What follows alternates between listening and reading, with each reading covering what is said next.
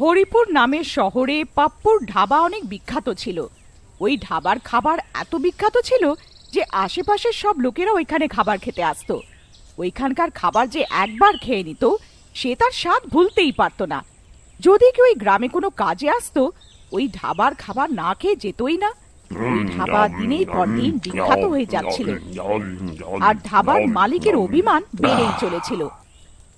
যদি ধাবার খাবার বেঁচে যেত তো সেই ওই খাবারটাকে ফেলে দিত, কিন্তু কোনো জানোয়ার বা ভিখিরিকে খাওয়াতে রাজি ছিল না। একদিনের কথা, একটা ভিখিরি ওই ধাবার কাছ দিয়ে যাচ্ছিল। সে অনেক ক্ষুধার্ত ছিল, সে অনেক দিন ধরে কিছু খেয়েছিল না।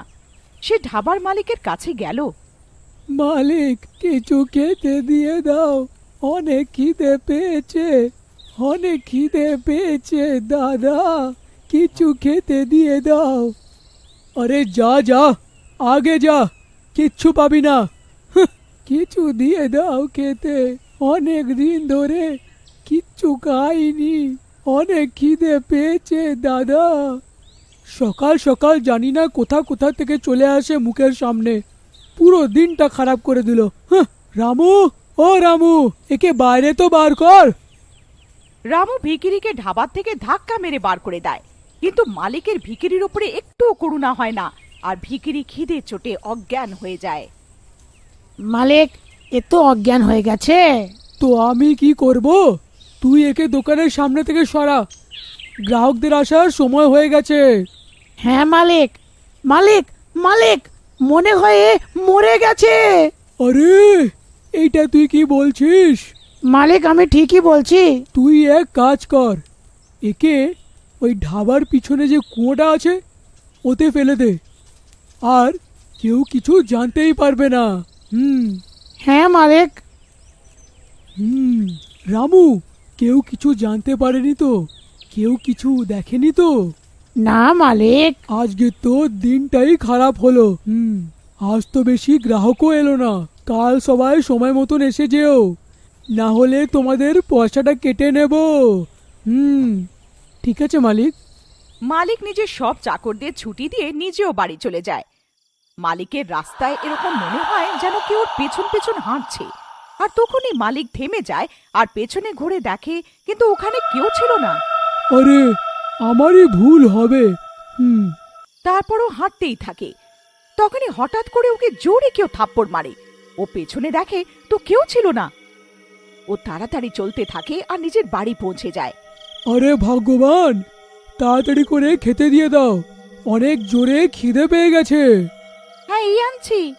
যে স্ত্রী খাবার নিয়ে আসে তখনই ভিখারি ভূত ওকে জোরে ধাক্কা দেয়, যার কারণে স্ত্রীর হাত থেকে সব খাবার পড়ে যায়। আরে ভগবান, এইটা কি করলে? সব খাবার ফেলে দিলে? আরে, কে জানে কি করে পড়ে গেল। আমার এরম মনে হলো যেন কেউ আমাকে ধাক্কা মারলো। আজকে তো সব দিনটাই খারাপ গেল। পরের দিন সকালে মালিক কাউন্টারে বসে থাকে আর তখনই একটা গ্রাহক আসে আর চেয়ারে বসে পড়ে আর খাবারের অর্ডার দেয়। রামু, তাড়াতাড়ি খাবার নিয়ে এসো। এটা কিরকম খাবার? এত ঝাল। কি হলো, খাবার ভালো হয়নি? এটা কিরকম খাবার? রামু, ওই রামু, আজ তুই এটা কিরকম খাবার বানিয়েছিস? মালিক, জানি না কেরম করে হয়ে গেল, খাবার তো ভালো বানিয়েছিলাম। আজও ধাবার কোনো বিক্রি হয়নি আর ধাবার খাবার এরমই নষ্ট হয়ে যায়। এইটা দেখে ভিখিরি অনেক খুশি হয়ে যায়। পরের দিন মালিক নিজের চাকরদের বলে, আজ এরকম খাবার বানাবি যে লোকেরা আঙুল চাটতে রয়ে যাবে। আর সব চাকর আর রামু খাবার বানাতে আরম্ভ করে। খাবার তৈরি হয়ে যায়। ও, খাবারের গন্ধ তো অনেক ভালোই লাগছে। তখনই ধাবায় একটা গ্রাহক আসে। রামু, তাড়াতাড়ি খাবারটা নিয়ে আয় ভাই। বাবা বাবা, আহা, খাবারের গন্ধ তো কি ভালো বেরোচ্ছে। গ্রাহক যেই খাবার খেতে বসে ওর থালার থেকে হঠাৎ রুটি উধাও হয়ে যায়। আরে, রুটিটা কোথায় গেল? এখনই তো ছিল। ও ভয় পেয়ে যায় আর রামুকে ডাকে। রামু, রামু। হ্যাঁ সাহেব, কি হয়ে গেল সাহেব? আরে রামু, আমার রুটি গায়েব হয়ে গেল। আরে, এরকম কি করে হতে পারে সাহেব? আপনারই ভুল হবে। এই সব কাণ্ড ভুতুড়ে ভিখিরির ছিল। যে গ্রাহকদের বিরক্ত করছিল ওর ভয় পাওয়াচ্ছিল। গ্রাহকরা পালিয়ে যেত। ধাবার মালিক বুঝতে পারছিল না যে ব্যাপারটা কি। এ রোজ হতে থাকে আর দিনের পর দিন ধাবার মালিকের বিক্রি কম হতে থাকলো। একদিনের কথা, শহর থেকে কিছু লোকেরা গ্রামের দিকে যাচ্ছিল। তারা পাপ্পুর ধাবা দেখতে পেল। ওরা এর ব্যাপারে অনেক শুনে রেখেছিল, তো ওরা ধাবাতে খাবার খাওয়ার জন্য থেমে গেল আর ওর খাবার অর্ডার করে। রামু খাবার নিয়ে আসে, তো ওদের শাহী পানিরের তরকারিতে চিকেনের তরকারিতে পরিণত হয়ে যায়, যেটা দেখে ওরা ঘাবড়ে যায়। যেই ওরা জল খাবার জন্য গ্লাস ওঠায়, ভুতুড়ে ভিখিরি সব জল ওদের মাথায় ঢেলে দেয় আর ওরা জোরে জোরে চেঁচাতে থাকে। ভূত ভূত ভূত, আরে এই ধাবাতে তো ভূত আছে। আর ওরা ওইখান থেকে চলে যায়। দেখতে দেখতে রোজ ওই ধাবাতে আজব আজব ঘটনা ঘটতে থাকে। লোকেরা ওই ধাবার থেকে ভুতুড়ে ধাবার নামে চিনতে লাগলো। একদিন যখন ধাবার মালিক ধাবার ক্যাশ কাউন্টার থেকে পয়সা বার করার জন্য ওটা খোলে, তো সে দেখে যে ওতে একটাও পয়সা নেই, আর পয়সার জায়গায় মালিকটা ভিখারির মাথাটা দেখতে পারে। ভূত ভূত, আরে এইটা তো সেই ভিখিরির মাথা যাকে আমি কুয়োতে ফেলে দিয়েছিলাম। তাহলে এখানে এলো কিভাবে? মালিকের আওয়াজ শুনে ধাবার সব লোকেরা মালিকের কাছে একত্রিত হয়ে যায়। কি হয়েছে গো দাদা, আপনি এত ঘাবড়ে আছেন কেন? ওই দেখো, আমাদের ক্যাশ ড্রয়ারে ভূত আছে। এখানে ওই ভিখিরির মাথাটা রাখা আছে, আর তার উপরে পয়সাও গায়েব আছে। এইটা শুনে সব লোকেরা ঘাবড়ে যায়। আরে দাদা, এরকম কি করে হতে পারে? যাও, তুমি গিয়ে ক্যাশ ড্রয়ারটা খুলে দেখে নাও। তুমি ওইখানে একটা মাথা পাবে। ও একটা ভূত আছে, ভূত। ওই লোকটা মালিকের কথা শুনে ক্যাশ ড্রয়ারটা খোলে, তো না ওখানে মাথা থাকে আর ওর পয়সাটাও রাখা থাকে। আরে কি গো দাদা, মনে হয় আপনার শরীরটা ভালো নেই। আপনি ঘুমের ঘোরে কোনো স্বপ্ন দেখে নিয়েছেন। আপনার বিশ্রাম নেবার প্রয়োজন। আরে না দাদা, আমি এইখানে সত্যিতে একটা মাথা দেখেছিলাম। আমি আমি একদম ঠিকই বলছি। মালিক নিজের কথা সবাইকে বিশ্বাস করানোর চেষ্টা করে, কিন্তু কেউ ওর কথা শোনে না আর না বিশ্বাস করে। তখনই রামু মালিকের কাছে আসে। মালিক, আমার মনে হয় এইসব ওই ক্ষুধার্ত ভিখারিটাই করছে।